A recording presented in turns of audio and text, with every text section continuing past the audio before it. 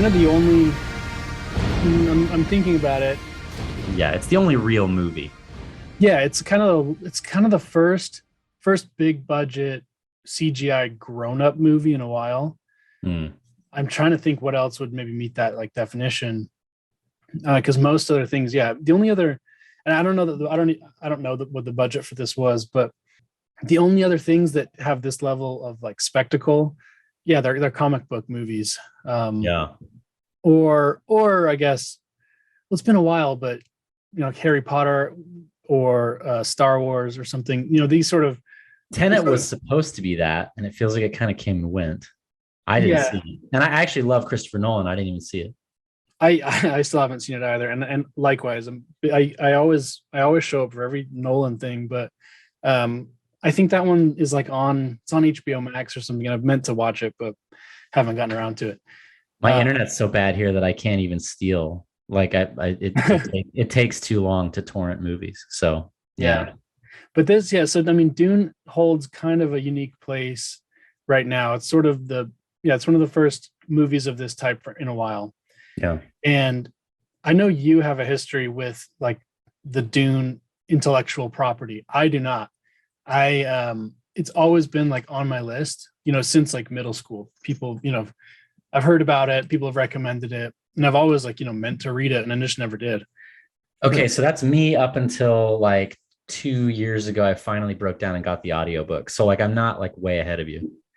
oh, so you came late to it. I figured you were kind of I figured you like middle school like sci-fi nerd and So I'm definitely like a lore guy in general. So once I read the book, I had to go devour all the lore. And it's just really uh recall of that kind of information comes really naturally to me. I store that in like an inordinately important place in the brain. yeah. So so yeah, I like it a lot. And so yeah, Dune is full of that. Dune is almost nothing but that. Did you if so you've read like all was there like five books or something? Oh no! I'm just talking. I've read the lore about like what happens afterward, but I've only read the first book. Okay. Um, I mean, his kid turns into a sandworm, who's also a god. It gets really weird, like basically immediately after the first book. Ah. But I've heard it said many, many times that one of the reasons, there's the David Lynch, there's his version from the 80s, which is reviled by many, including Lynch. yeah, But I've heard since then a lot of people say like the problem with Dune is you can't make a movie out of Dune. That's what I've heard that a ton of times. I didn't know what the reason was, but I've heard so many people say that. But I'm wondering, having read the book, does that critique make sense to you? And so I know exactly what they mean by that, and I think that this, I think this movie both, I think this movie proves that in one sense and disproves it in another. And what I said was when someone mentioned that critique before I saw it was if you make a movie that is just about the plot beats of Dune, it's very filmable and it'll be beautiful and it will miss a ton of what is cool about Dune. Mhm. And that's exactly what happened here. Um, it's really, really beautiful. And I'm actually I'm working on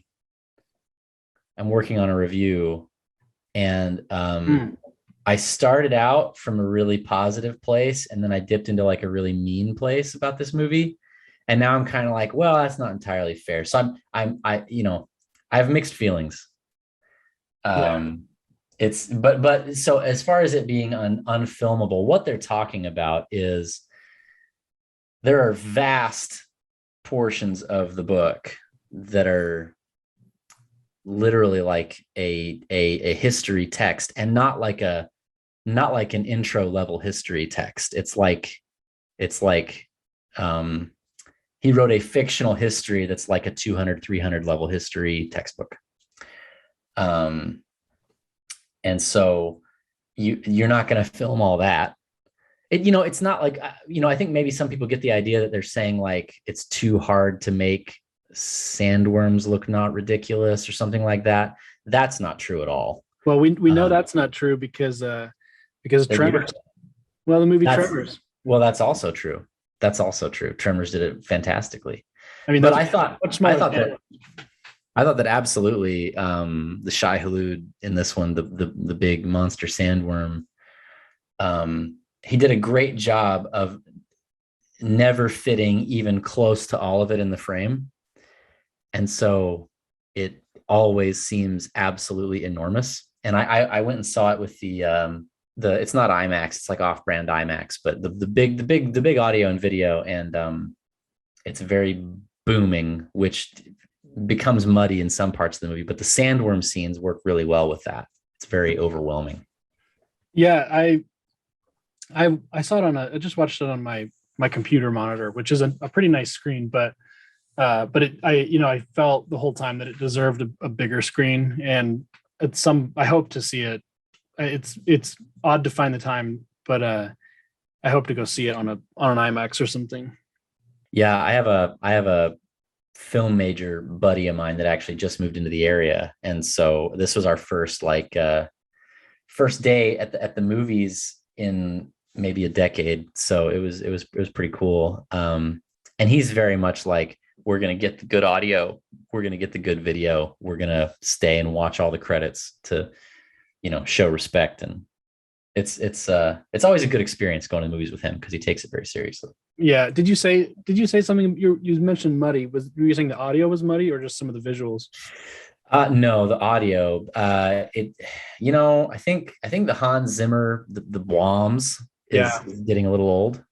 Yeah. And especially when they're doing Bloms over the dialogue, and you can't. Like there are parts of it that are essentially unintelligible.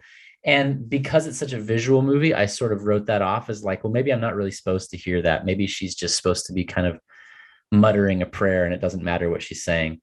But I'm the type of guy who wants to know what everybody's saying, and it was frustrating to listen to. Yeah, my first, I watched it like 1.5 times, and I initially had subtitles on.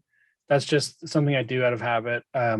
I don't always like read them, but I have them there just in case I didn't quite hear what usually for names and stuff like that. Yeah, it's really helpful. So I first watched it with that, and then I tried to watch it without, and then I started to notice the muddy sound more, even on just my my local audio, just small screen. It was struggling a little bit. Yeah. Otherwise the sort of, the Hans Zimmer womp womp, that I did notice that. I'm like, wow, I don't want to say that they kept that out of movies like this. It had its place in a certain type of movie, and I guess I was a little surprised that they would do it here. But there's a couple pieces of music that I thought were really awesome that I liked quite a bit. But there was a lot of points where I'm like, this is kind of, the sound mix is a little messed up. Yeah. And, there were a lot of things about the movie that were really beautiful, but the sort of all the ships and all the buildings being made out of this like angular brutalist, like concrete looking texture. Yeah. It was the same thing in Arrival. Like that's just what spaceships look like right now. Yeah. In like all movies. And when Arrival's the same director. Right, exactly. Yeah. I think that there are elements of this aesthetic that are sort of already dated in a lot of ways, but the ornithopters were like perfect. They're better than they looked in my head, reading the books. The way the wings vibrate. And the worm looks great. The still suits look really good. I will say, this is nitpicking. They do this because you can see everybody's face, but like they're hanging out in the daytime in the desert and nobody's got their little face strapped in, and it's like, well, what's the point, man? You're just sort of breathing out all your water. Yeah.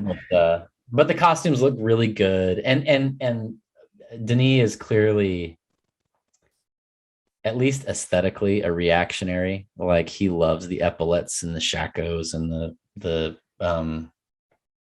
sort of hereditary aristocracy vibe of everything. He likes to see huge mobs of people standing very straight and receiving priestly anointings, and I think that colors this, but I was actually surprised at how it's not woke. Woke's not. I feel like the complaints about that are overblown, but like there's a lot of like just 2020s sensibility in the dialogue. And I was a little disappointed by that. That's where my review gets kind of mean. It's like, the House Atreides is essentially a dual income one child couple from like Burbank. And they have all the same objections and questions and misgivings about this society that you would have if you were dropped out of a helicopter. And this the books, what's beautiful about the books is that every character, including the heroes, belongs to their time and place and not yours. It's an alien world.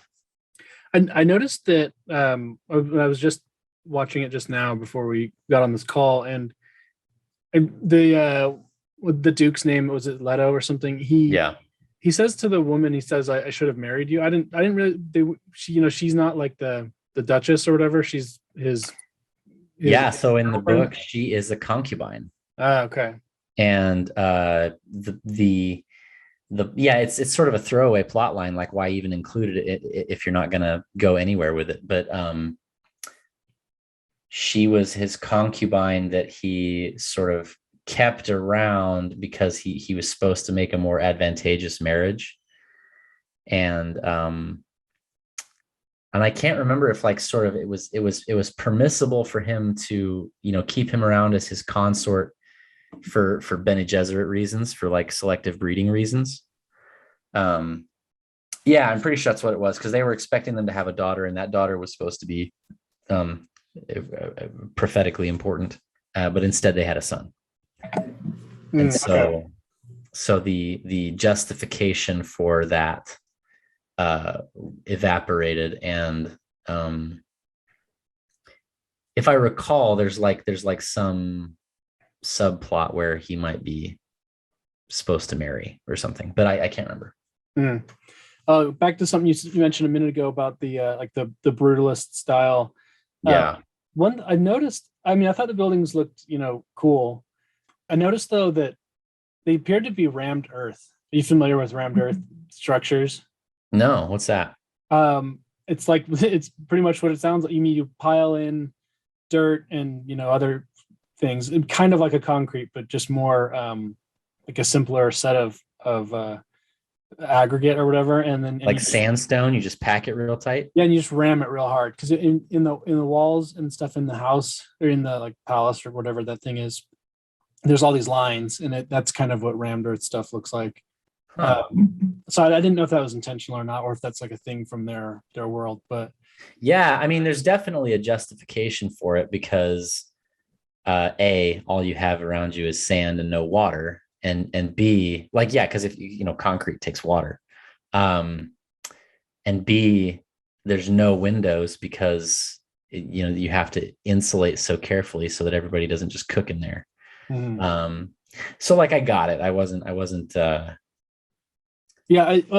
think I was right there with you. I think a lot of I thought most of the craft, this spacecraft, I thought they mostly looked pretty cool. But a couple of them, they had the weird arrival, like conical sort of, kind of had like half sphere sort of things going on. I didn't like those as much, but I thought otherwise it was very nice to look at. The harvester carryall was super cool. How it shoots out the little legs that grab the sand crawler. That's the thing that picks up and ferries things around. Right. Yeah, that was pretty cool. So something I was wondering from someone who's read the book is what did you think about the casting? I know there was like me personally, I was I really don't like that Chalamet guy. I really don't like him, and he's into like everything. Um, It's been foisted upon us. yeah, he's one. I mean, this is like kind of a tangent, but you know, I think everyone knows this by now. I will say that I knew this a long time ago as well. Maybe I was early on this one, but so many, like all, at least half or more of celebs are like, they're very much, they're fake. Like no one picked them really. It's just Yeah. like there's some collection of people behind the scenes for whom it's advantageous for, for Timothy Chalamet to be a Yeah. star.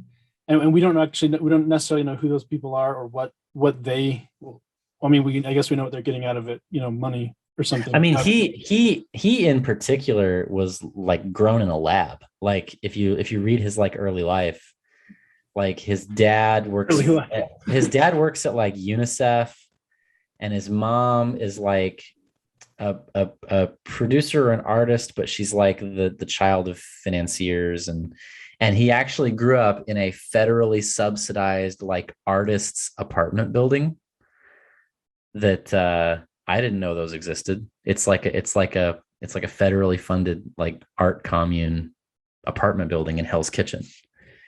And yeah, that's too perfect. right. It's like almost Alex Jones tier. Like this guy's got a really weird background. Yeah, and there's so many of them now. It's just like, and I mean, obviously we are on Twitter a lot, and you look at this like trending things on the side. You don't click them, but you notice them there, and they're always, it's like every week there's like some new guy or new woman that you're supposed to, and they treat it like you're supposed to know who they are. Yeah. And okay, like we all know like PR is a thing, but it's like deeper. It's more than PR. It's like they're like launching these people with big budgets behind them. Suddenly one person is in like 9 movies. And it's like, Yeah. how do you know you want them in 9 movies? And the audiences haven't even seen them in 1 movie yet. Like, Yep. how did you guys know that they were the one? Like, it's I don't know. It bugs me so bad. So that was a tangent to say, I was really worried about that guy being in the movie. I'm like, okay, they gave him the main role. And then the Zendaya girl, I think that's how you say her name. I don't know. Yeah. That one, very fictional celebrity. yeah. And the two of them, I'm just sort of like, okay, like, are Zoomers like an important movie demographic? I mean, I kind of suspect they're not, but maybe they are. I don't know. Yeah. Like, are you trying to trick Zoomers into seeing this, or do you want? Is this are they trying to make this like more memeable? Like, if you have more of these types of kids in the movie, are you going to get more memes? Like, I don't know. Like, they didn't seem like good castings to me. But then I'll say after watching it, they're fine. Like, I didn't find him to be. There's a couple times where I'm like, you don't seem like you're in the right movie, but mostly I didn't find him too bad. Yeah, I mean, he's very moody, broody, emo, and I don't know if I think his face is just like that. I don't know if he can help that particularly. But yeah, I mean, you're supposed to buy him, and spoilers. You're supposed to buy him as believably a warlord who is going to set fire to hundreds of planets. And maybe you can make a case that like it's the hero's journey, and he's still early days, so like maybe he shouldn't throw those vibes, but he has no particular charisma. Like, he's not I mean, as I understand it, women find him very attractive. Yeah, and gay men, I think. And gay men. He's the apex twink. Right. But that is not the phenotype. That is not the charging legions into battle phenotype. Unless you want to paint him as like this like Rasputin type witch character that sort of seduces. But he's not really that either. Like he's I don't know. I didn't buy him as what he's supposed to end up being. Who would, based on like kind of how the book the vibe of the book of Paul's vibe in the book, who, and I don't know very many celebrities' names, so I understand if you don't have a good answer for this, but who would you more want to see in that sort of role? Yeah, man, of the right age. It's really challenging. To make it easier on you, pick someone of any age and just say, Harrison Ford at 20 or something like that. Oh boy. Well, yeah, and Harrison Ford is so he's so non-mystical. Um Boy, that's a tough one. I'd really have to think. I mean, honestly, someone who can pull that off could probably pull it off in real life, and they'd be a really extraordinary character beyond acting. Man, off the top of my head, I don't have a name, but that's a really good. That sort of deflates my criticism of the casting, because who else are you supposed to go with? Yeah, I don't know who right now. I mean, especially right now, I don't know. I don't know what is the age even right? Like, is that kind of where I guess he's in real life, he's probably like 25, but in this movie, he seems like he's 20 or something. I think he's supposed to be a late teen. Okay. But and yeah, like, well, and in the book, he's a late teen, but he's a late teen in this, where he's the last scion of a dynastic family where he's accustomed to assassination attempts, and just by virtue of living in that universe, he's considerably more grown up than a lot of late 20s people. And that was another sort of gripe with the movie, is that like the visual storytelling is on point. The assassin drone bores its hole through the wall, and he notices the sound, and he knows exactly what he's dealing with, and he knows to hide inside the holographic projection to confuse the assassin drone's sensors, and then he plucks it out of the air and kills it. And that what you're learning in that scene, with nothing said, is this kid expects this kind of thing to happen. This is part of his life. And they kind of point out that it's sort of remarkable that he survived it, but like not like supernatural remarkable. It's like, oh, he successfully defeated an assassination attempt, which was not surprising really to anybody. And but in all the dialogue and in the script, he's very much this like standard teenager who needs to be constantly reminded of the stakes of the situation. And yeah, I didn't buy that at all. It felt very, like those characters felt like they had just been dropped off in that setting. From here. In general, I guess outside of the role of Paul, the casting, particularly of, well, first I'll hit on the Fremen. Yeah. In the book, are they kind of portrayed as sort of mixed? Like it sort of seemed like a mix of like Arab people and sub-Saharan African, and even what's the actor's name, that kind of the boss guy, but he's a Spaniard. He's Spanish, so yeah. Is that, I mean, there were Asians too. I mean, I think it was just not white. Like in the movies, the Fremen are just everything except white. And in the book, they clearly are culturally Arab, more or less. Like I kept thinking like, Bedouin or something, Yeah, I mean, they there's one of the goofiest things about the book is that he's got a lot of like religious syncretism. He's very cynical about religion, and so the religions are the Orange Catholic Bible, which is the main text of like Zen Sunni Catholicism. So it's Zen Buddhism and Sunni Islam and Catholicism, and Taoism is mixed with something else, and so everything is sort of jumbled together. And so they're essentially Arabs, but they're like Zen Sunni Catholic Arabs, or to the extent that they're not Arabs, it's just because they have goofy hodgepodge religious beliefs. But in terms of like, we're going to have tea and coffee and we're going to like sit on the ground and we're going to, you know, you rap for 4 hours before we get any work done. Like it's just a straight send up of Arab culture. It's not, there's nothing else in it.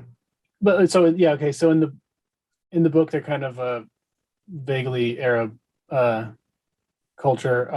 Yeah. And then, you know, you have Paul's family. How was the casting there? Would you say that one was kind of like, well, so like Oscar Isaac, that guy, I think he's pretty good. He's, you know, he's really short, I think, and it shows on the screen. It shows on the screen a few times where it's like he doesn't. There's one scene where like Josh Brolin, Oscar Isaac, and Chalamet are, you know, walking toward the camera, and Brolin and Isaac they have like man proportions. They're a little thicker, and then Chalamet is like really tiny. He's really very narrow, but Oscar Isaac looks really short. I don't know if that's something they even address in the book, but he looked kind of small. That's the only thing for him, is that he just looks a little small for the role. Yeah, and I so much of this, as I've been processing like all the scenes that I was sort of taken out of the movie by, I almost wonder if it would have, how much of this would have been solved if they just didn't have American accents. Probably some of it, like because they just everybody is from California. Should they have done the thing they used to do for any sort of everybody has a British accent? Yeah. I don't know. That's a tough one.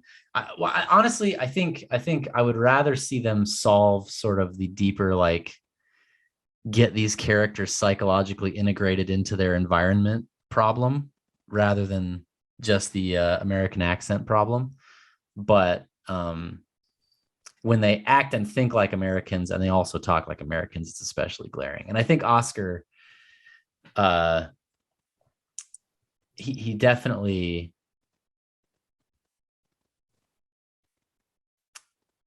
it was an interesting choice because he doesn't have like the gravitas. He comes off as very agreeable, and Leto is sort of this stern, cunning, very, very much more of like a forbidding and admirable father figure in the book, sort of someone that you would reflexively like look up to. And in this, he's the sort that you would think is a super good guy.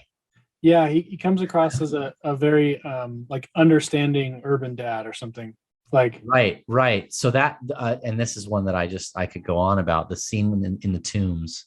Yeah, he's like, it's okay if you don't want to be if you don't want to fulfill your birthright, it's okay. That's sort of right. And it's like he's the last scion of this millennia old family, and if their family falls, millions of people are going to be subjugated by people who are way worse than them. And it's like, okay, if your kid wanted to, like, he's not sure if he wants to go work at your hedge fund, he might want to go try to be a YouTube star. Like, that conversation makes sense. It makes no sense in this context. So that's not a Herbert idea. That's something that they sort of just tinkered around with. I mean, I might get owned and someone will come up with the PDF and say that happens in the book. I don't remember that happening. I can't imagine that happening in the book. It's a ridiculous conversation. It seemed weird to me. That's, I mean, you were saying earlier kind of about some of there was like echoes of like modernity or something in the way these guys are talking. That's kind of one of the things. Their father and son relationship, it seemed like a very like post 90s, post 80s or something idea of like the way that fatherhood was encouraged in America in the 90s, I guess. Like, and even just him, even just Paul, like the idea that he would even add, so every movie that has a hereditary aristocracy in it, somebody has to say, what if I don't want to be a prince or a princess? And it's like, like, sorry, you're a prince. Like, you just that question would maybe occur to like a 7-year-old, and mom and dad would be like, handle that there, and be like, sorry, that's the way it is. The idea that like a 17, 18-year-old, 19-year-old kid would still be like, it's like having an argument with him about he won't eat his vegetables, or Mhm. like he doesn't want to take a shower. It's that kind of like silly. So that like reluctance from Paul is not something really from the movie I mean, he's or from the definitely book. I mean, got sorry. he's got misgivings about his like prophetic destiny, but he's not like, I think I might want to be in a rock band instead of being a duke. Like, Hmm. you know what I mean? Like, Yeah, it's a much different set of doubts and insecurities. yeah. There's a couple other characters who I guess both. I hadn't really the American thing didn't really occur to me, but the sort of modern speaking and modern attitudes, I kind of noticed that. But now that you mention the American thing, this I noticed this even more. But the Duncan Idaho role with Momoa and I don't know what the guy's name was, but Gurney Halleck, the played by Josh Brolin. yeah, I mean, I mean, Brolin's kind of like always good, Yeah. but there's another one in particular I didn't like. The guy is Dave Bautista, and Yeah. that guy he's just kind of like a garbage dude anyway. I think he was a WWF now WWE star, I think, and he's Okay. been in like all the Marvel movies and stuff. Right. He was the big he was the Baron's like tough guy. I'm looking at the names right now. It's Beast Raban. yeah, Beast Vermont. Yeah, he there's a Yeah. part where he's like indignant and he's like, he's like, they can't just they can't just take that from us. And he just sounded like an idiot. And uh, Yeah. I'm bringing a lot of bias into it because I really don't like that guy. But I don't. But I Why also don't you like that guy? well, I disliked him long before this. But like just for example, with last week, he had this tweet where he's this big muscle guy, right? But uh he's got this shirt that's just like I can't remember what it was, but it was one of those really dumb catchphrases, and it's like if you don't have a uterus, you don't have a say or something. Yeah, yeah, yeah. He's Yeah, like, whatever. oh, actually, I remember now. He's like, there's not a lot of things I feel. There's not a lot of things I won't negotiate on, but this is one of them. He's like, women are allowed to kill their baby. I will not argue with that. He's just a dork. Yeah. Yeah, he was okay in Blade Runner. It was a small part. He was mostly just supposed to be quiet and then get his ass kicked. Yeah, doesn't he just get stabbed or something?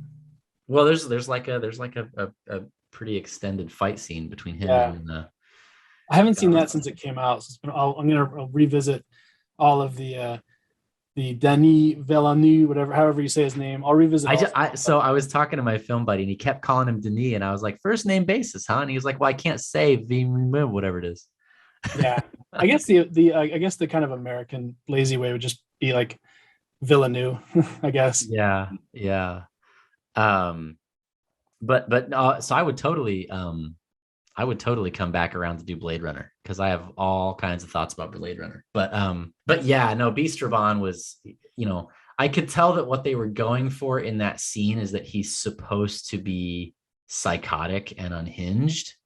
Oh yeah, that's something that comes into play, I guess, later in the.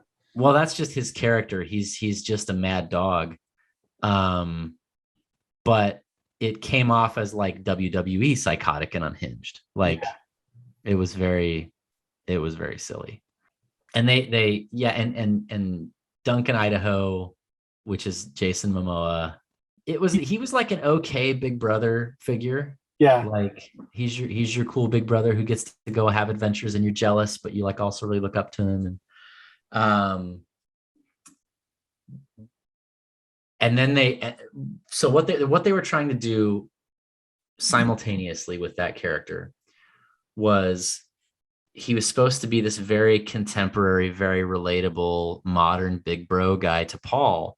And he was also supposed to be a loyal retainer doing his duty to his liege lord, and fanatically loyal, and I think that type of relationship is something that it's a language that we don't really speak. It's a yeah, it's like trying to explain a dream that you had and it was so important at the time, but you can't articulate exactly what was in it. Like they're doing the right beats to portray that, but like they're missing the essence of it. Yeah. And I like I like the relationship, maybe it did feel a little bit like out of place in a I don't know what people call this, a space sci-fi fantasy space opera. Yeah. So I like the relationship though with Idaho and Paul. Yeah. Although at times Idaho he just seems very well. I'm not intentionally making this joke, but Idaho seems very Californian a lot of the time. Like he always seems like he just got back from surfing. Right. So, but again, is that sort of in line with the book, or is it just no, not at all? I mean, nobody's from California in the book. Everybody is very much a product of an alien, not alien, a historical. Like they're old people from a medieval or an early Renaissance context. Like they have old values and old ways of speaking, and they like Gurney Halleck. Yeah, I think it's Gurney Halleck. He's like a bard. So like he fights, but he also plays music, and he's constantly sort of like breaking out the lute like all the time. Paul says that right before their little sparring session. He's like, I'd wish you'd bring me a song. Right. Which doesn't fit the Gurney character in this movie at all, who's like just a cop. Like he's just got a cop face and a cop attitude, and that's just who he is. And they throw those things in there for the fans. And so, because if I'm picturing like someone who's read the book, and you're there with your wife or something, and that's the point of the movie where you nudge your wife and say, "It's the Millennium Falcon." It's the Millennium Falcon. Yeah. Yeah, he's a really good singer in the book. He's a really good singer. Yeah. But for me, a newcomer, it's just like, okay, what? I know he's a singer, but I'm never gonna. He doesn't end up singing in this movie, so. Yeah, and he sort of recites poetry, but like you're isolated enough from the cultural context that it might be scripture, and then you're like, so is he like a really religious guy? Is that what he's doing? Is he reciting these verses of like a holy book? Because and that like that fits his character more than being this like poetic like bard character. He's much more like stern and serious and severe. So yeah, it's confusing. I don't think that it plays quite. And one of the things that's cool, one of the things that I did feel like worked is for Duncan, it's like, well, they both have this like relish of combat that was that I felt like worked. Like those characters just really love to just crack skulls, and so like they're doing their duty, but it's also a lot of fun, and that's infectious, and that was really cool. Yeah, I caught that, and I like that sort of vibe. I was just a little surprised that they went with that, but simultaneously kind of liked it. Maybe just because I like that thing in real life, but but it didn't always seem to fit totally. But yeah, it's very schizophrenic tone. It's all over the place. What they did with the Baron, I've not knowing anything, not knowing the background, but that one worked for me. That character and the portrayal, he's very like disgusting, and they make him just look really gross, and he what are what's his thing? The they don't explicitly say it, but I take it he's like, malformed or something, but it has these immense uh magical gifts or something.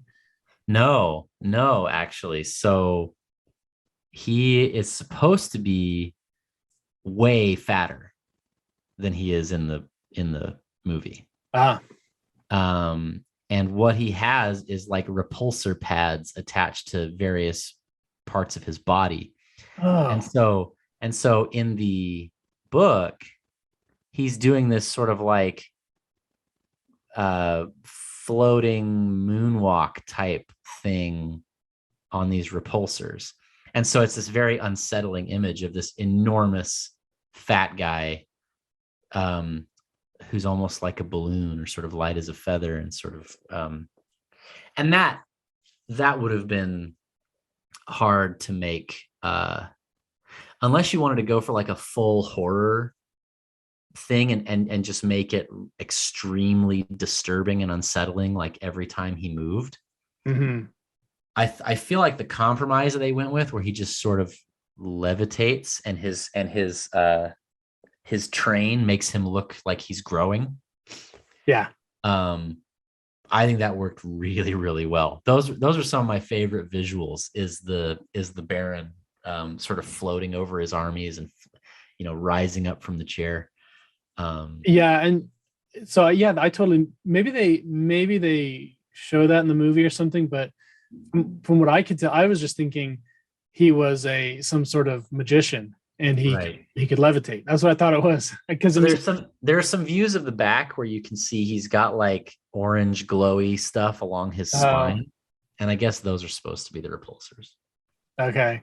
And then when he was clinging to the ceiling, Yeah, that was I found that to be very disgusting, and it just reminded me of just some. Do you know how centipedes are?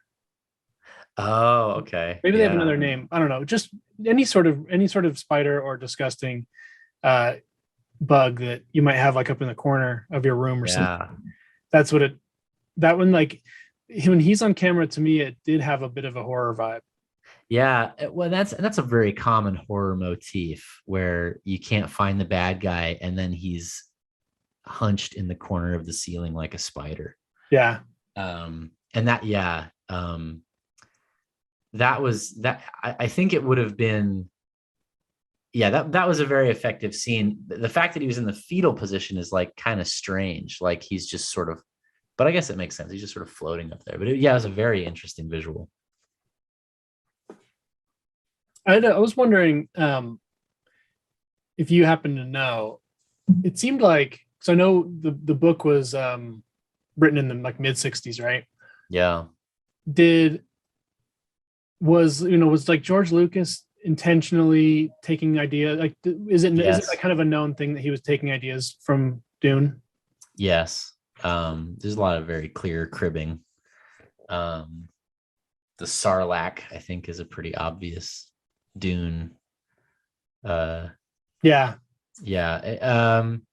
Well, I mean, just sort of the aesthetic of the desert planet, Yeah, it's Tatooine, and then it's an advanced civilization that has light speed or something like unto it, and but then they use they do hand-to-hand combat, despite being advanced, and there's like grittiness and poverty, and like they have to use moisture evaporators to get enough water. Yeah. And not that this is unique to either Dune or Star Wars, but it's ultimately a story about bloodlines and rightful heirs and things like that.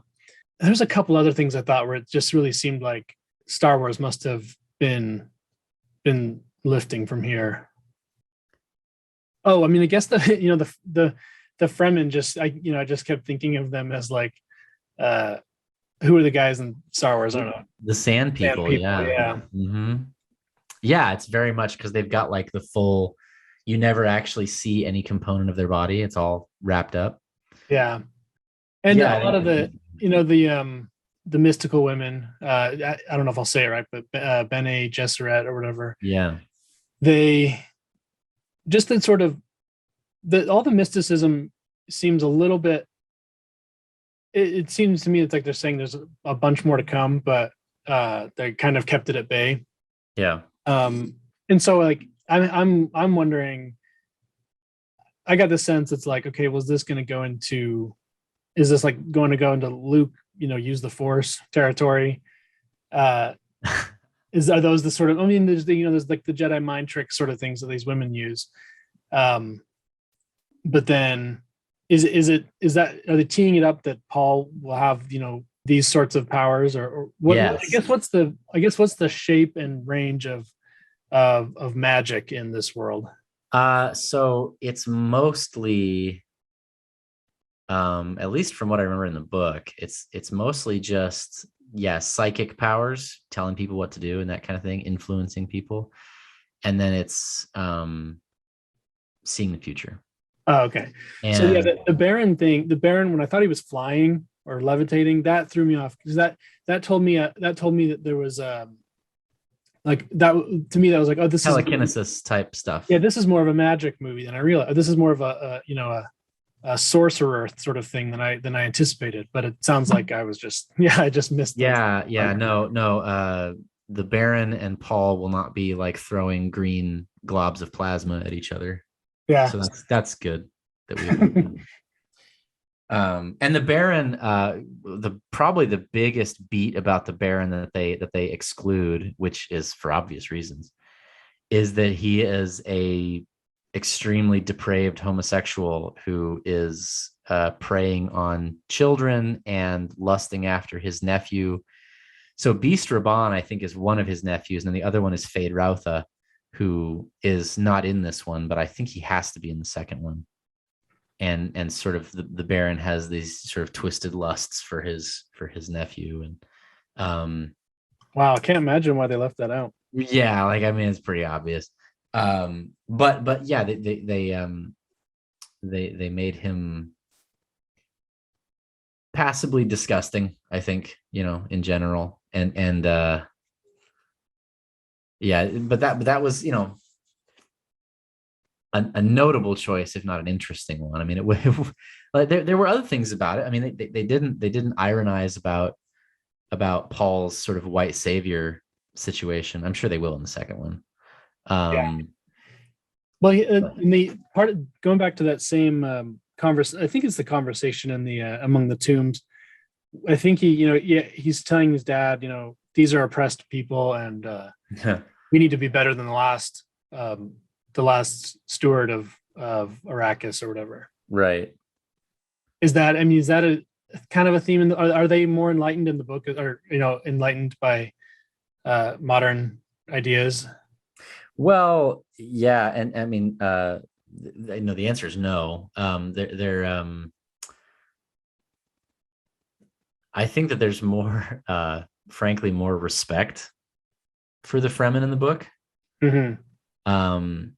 Because it's not like the way they deal with it is the way they deal with that issue, like almost always, which is they're sort of the magical Negro trope, where they're going to teach you so much, and your eyes are going to be opened, and it's going to be such a spiritual experience for you to just be around these people, these non-white colonial people. And then on the other hand, they're so helpless. They're so they've had their agency just completely wiped out by colonialism, and so we're here to save them. We're here to liberate them. And they didn't do as much of that as I was kind of afraid they would do, but they definitely did it more than they do in the books. And in the books, it's much more.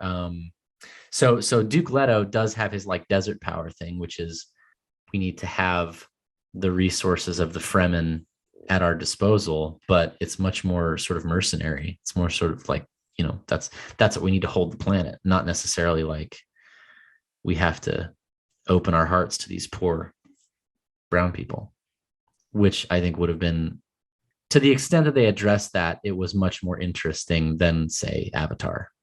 Yeah. But I mean, yeah. So one of the elements of the Fremen that I thought was really interesting is that they telegraph they telegraph a magical Negro relationship with that one dude. And he's supposed to guide them through the desert, and he's supposed to teach them all these things, and they're going to have a friendship. You see that in the prophecies.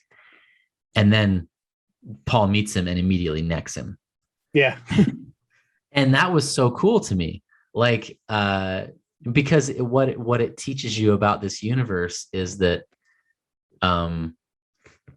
prophecy is muddled, and it's one version of possible events, and you don't always know what it means. And I thought that was a really cool touch. Mm-hmm. Yeah, they talk about his. I remember when he meets with the I don't know what to call her, priestess or whatever. Yeah.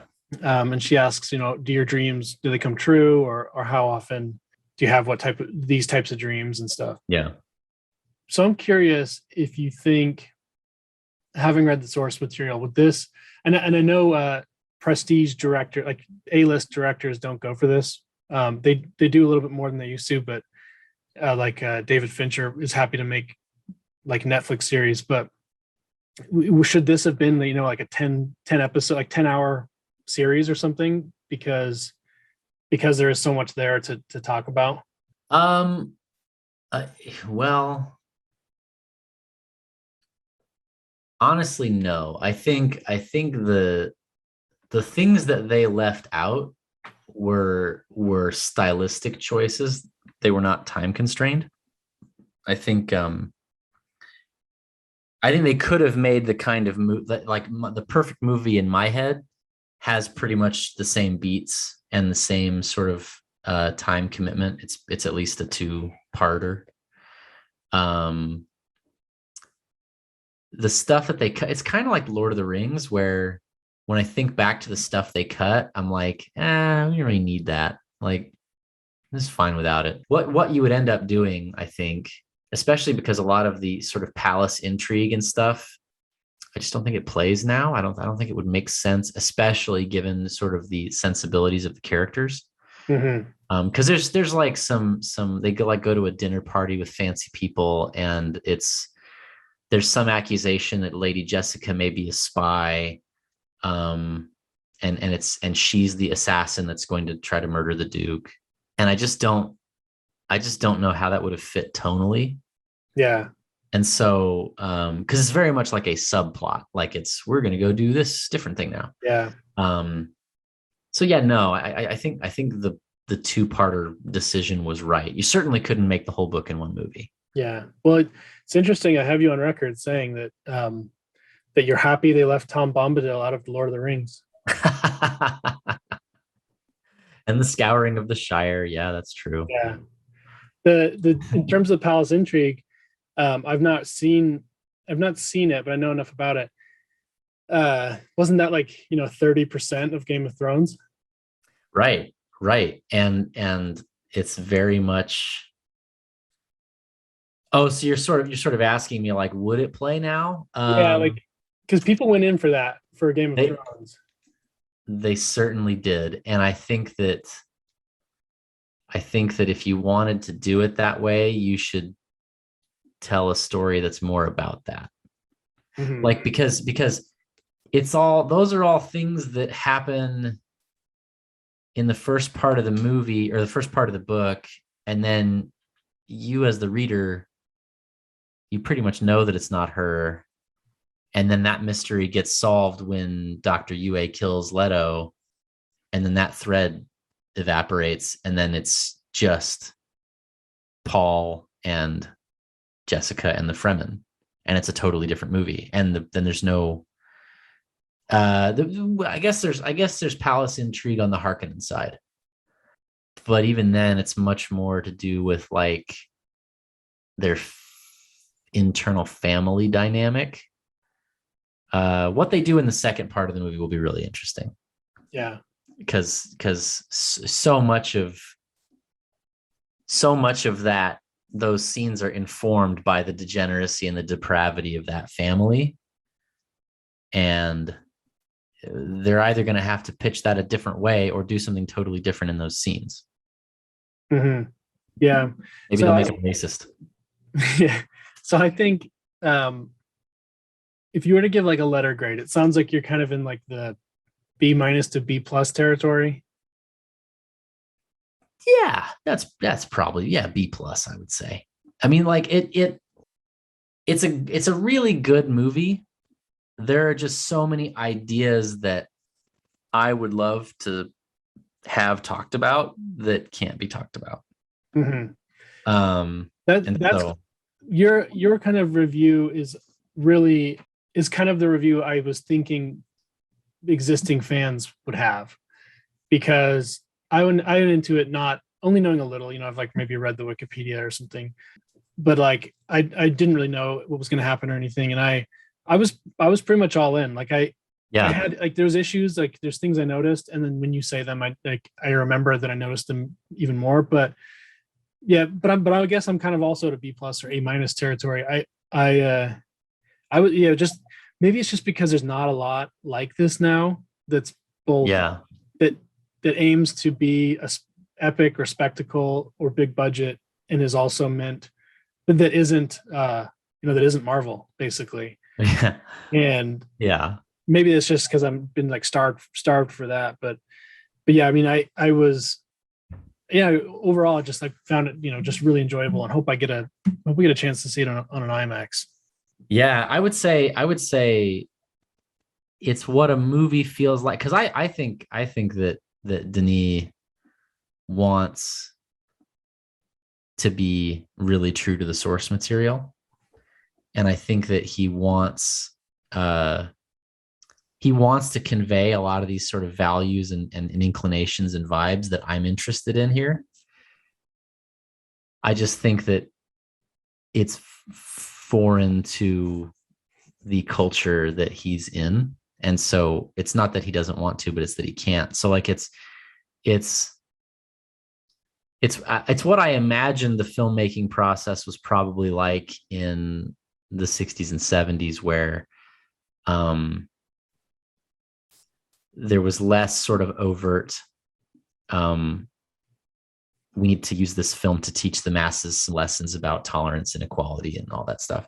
Yeah. And those values are still there, but it's just because the filmmakers can't escape their own value system.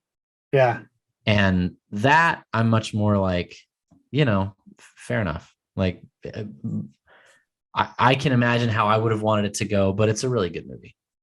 Yeah. Did you see the 80s version? I have not seen the 80s version. I probably need to take a crack at it. Yeah, I'm curious to watch that. I'm gonna find that one. Yeah, like I said, I know Lynch disavowed it sort of. There's some aspect of it. He wanted his name removed as, I mean, his name will always be as listed as the director, but there was some other aspect of it where he had his name removed. He didn't want the credit. Got Sting as Fade Routha. I know that. Who is that? Who's that character in this one? He's not in it yet. Oh, okay. He's the Baron's other nephew, who's sort of, he's the Baron's heir, and he's just sort of like the secondary / primary antagonist at various parts of the story. Yeah. I'm looking at the names. I got this, I got I'm on like the I just Googled it and I ended up on the Dune website. But yeah. So Harkonnen, I don't know. I mean, that name, the way it's spelled, it looks like Dutch or German. Right. And then you got this, one of the aides to the Baron is Peter de Vries. And, right. So what, are they Dutch? Are they supposed to be? Well, he's Vladimir Harkonnen. Oh, so I understand. I think they're supposed to be just sort of pasty. Yeah, and I mean, and everything. I get the sense, because Dune is what, X thousand years in the future. Right. It's like remnants of, just like with the Bible, the mashup Bible or whatever. It's like right. Elements of current day are still there, but it's not. But it's been mixed up with. Yeah, and like the Atreides, the bullfighting thing, that is from the book. But Atreides sounds like a Greek name. Right. It's a Greek. Yeah. So it's just sort of Nord versus Med fundamentally. Because I mean, really, they're sort of swarthy and yeah. Yeah. Yeah. So the Harkonnens are the Nords. Yeah. And then we have Iberian Javier Bardem. Yeah. His scene, it's kind of funny actually. His scene at the table where he introduces himself and spits and walks away or whatever. Yeah. That's actually the second best awkward confrontation at a counter that he's had.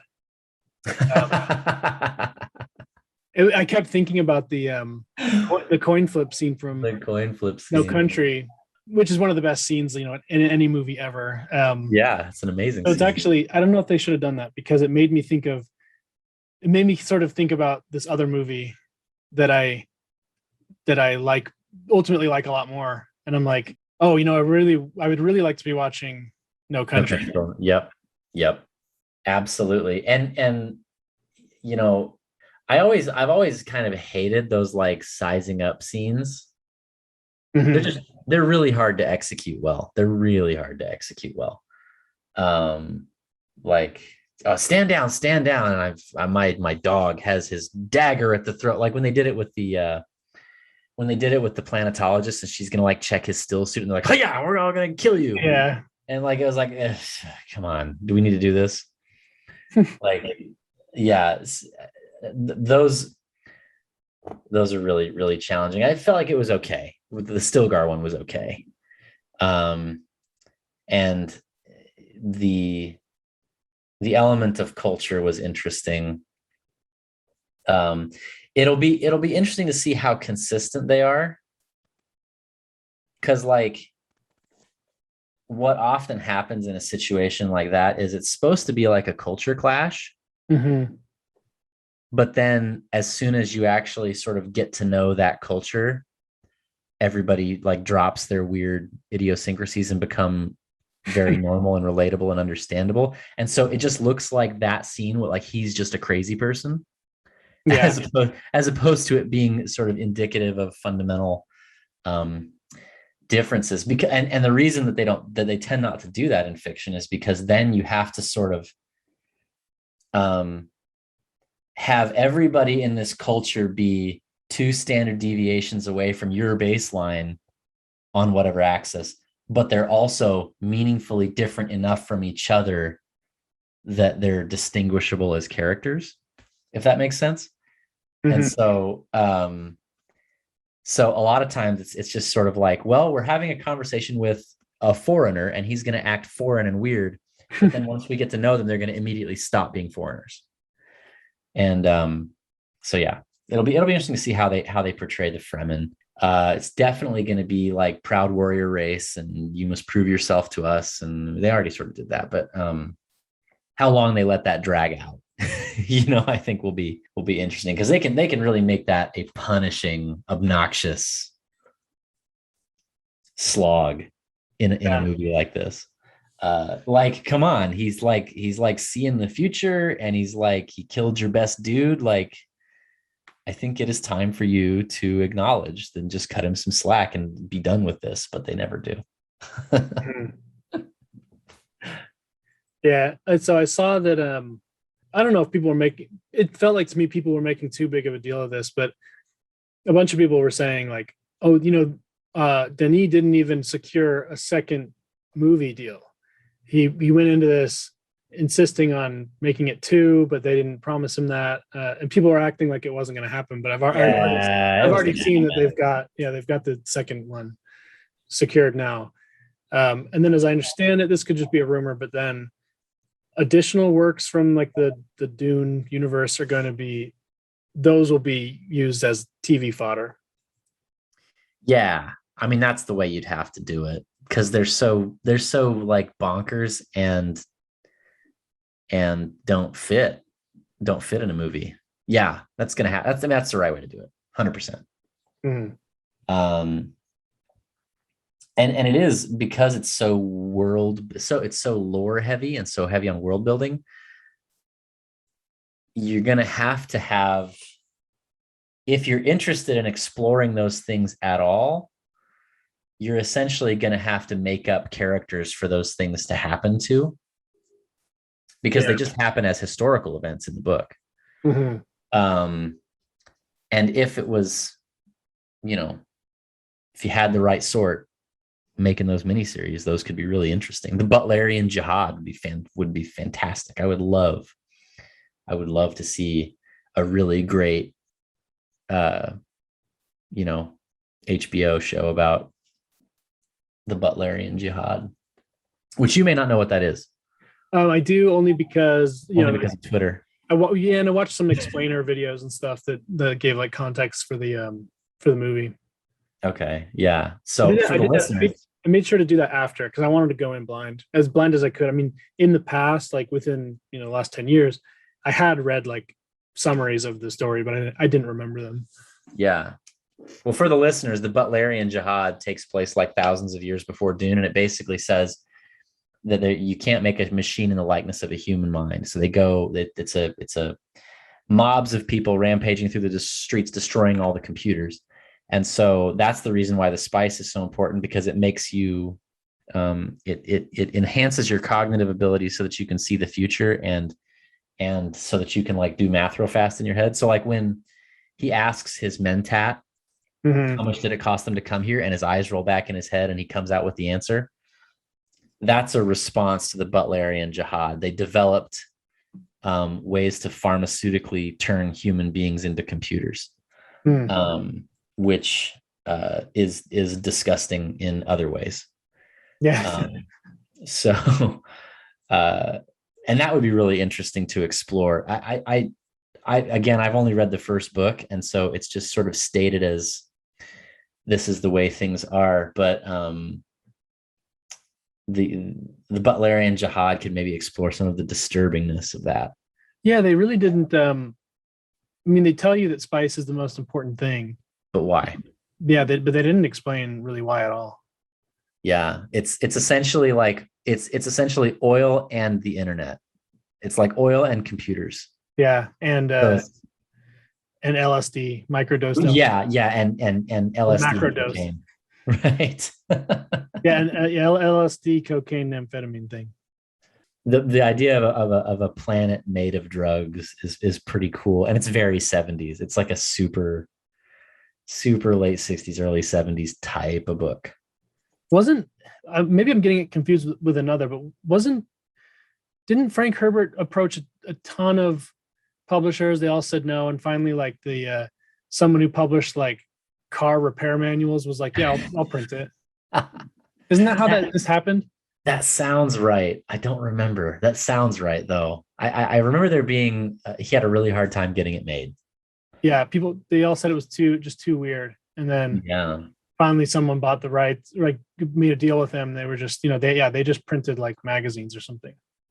Yeah, and that's one of the things that going on about sort of how the reactionary movie that I would like to see made is that the source material is reactionary by our standards just because it was made a long time ago, but at the time it was very hippy dippy and countercultural. And what if God didn't real? What if God was just what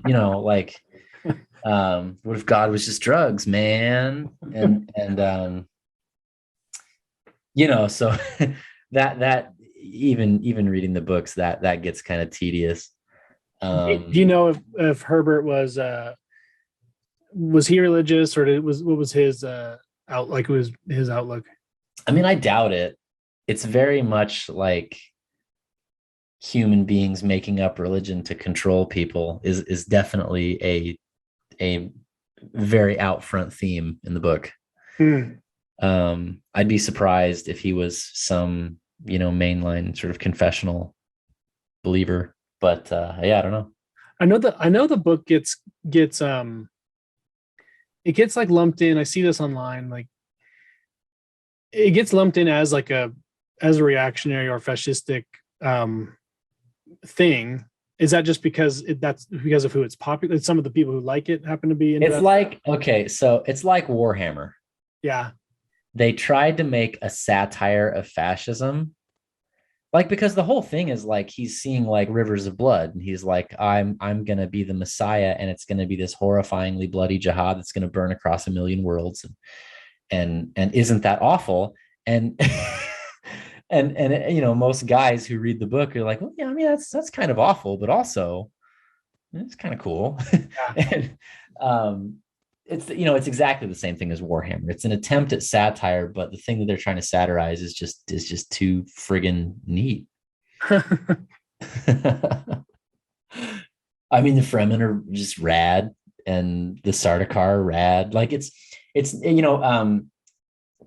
they really try to like moralize a lot Mhm. about who the bad guys are here, but really the strongest sort of the strongest axis on which one side is the protagonist and one side is the antagonist is disgust response.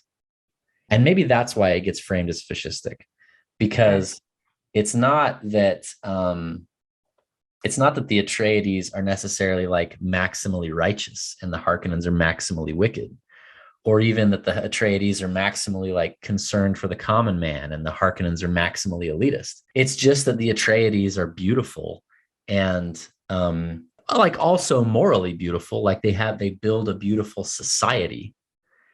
And then the Harkonnens are disgusting and gross, and Giedi Prime is polluted and nasty. Yeah. It's very much beauty versus ugliness. Yeah. So I had a friend like within the last year, not not a sci-fi, not a big reader or sci-fi guy at all. He happened to just like read it, and he said I should, and I've been meaning to for a year, and I've already committed to do it. I just haven't yet, but now I'm definitely going to, and I might. I don't know. We'll see how it goes. When I get into something, I do the whole thing. Maybe I'll end up reading all of them.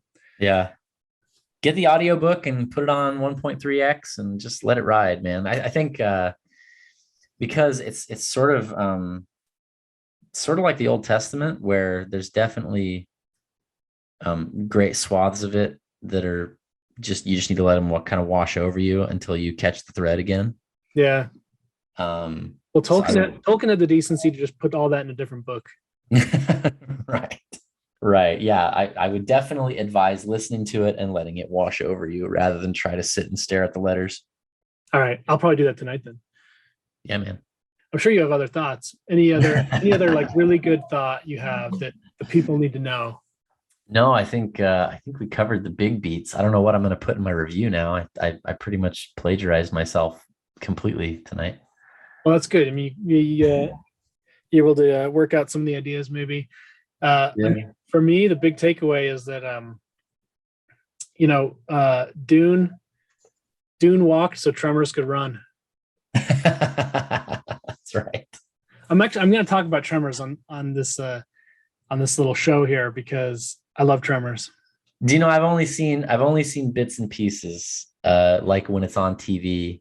It seems like a lot of fun. Tremors was really cool. At least the first one. Yeah, I should take another whack at that one. All right, anyone listening, that's the takeaway here. See Dune maybe, see Tremors definitely. I think it was like 1990 or something. Yeah, and it's very 1990. Oh yeah, it's Tremors perfectly captures like the vibe of, I don't know where it takes place, but it's basically like Nevada or southern Utah or something. Yeah. And claymation sandworms, and it's very, very, yeah, it's a lot of fun. All right, cool. Let's think of some other stuff you want to watch and come back and talk about it. I mean, top of my list is Blade Runner. Okay, yeah, we'll do that whenever. I think I'll use this little show here to just do to basically just do movies. Sounds good, man. Thanks for having me. Cool. Later.